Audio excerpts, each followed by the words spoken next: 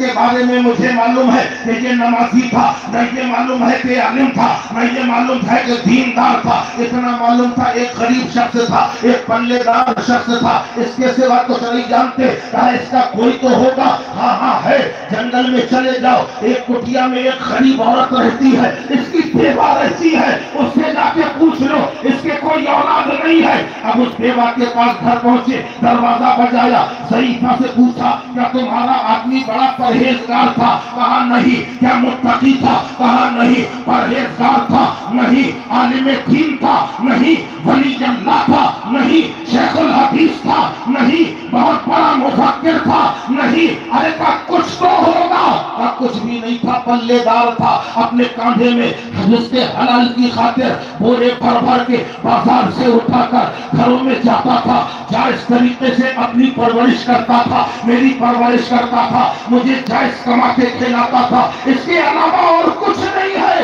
ارے کا کچھ تو ہوگا؟ کہاں اتنا ہے، میرا شوہر پڑھا لکھا نہ تھا، ان پڑھ تھا، اسے کچھ آتا نہ تھا، نماز بھی نہیں آتی تھی، مگر اتنا تھا رات دن بھر محنت کر کے گھر آتا تھا، کھانا کھا کے سو جاتا تھا، رات میں جب بھی اس کی آنکھ کھولا کرتی تھی تو سب سے پہلے تازہ غسل کرتا اور قرآن کھول کے بیٹھ جاتا تھا۔ پڑھا لکھا نہ تھا، خالی انگلی پھیرتا کہ یہ رب کا کلام ہے، یہ بھی صحیح ہے، یہ بھی صحیح ہے، یہ بھی صحیح ہے، یہ بھی صحیح ہے۔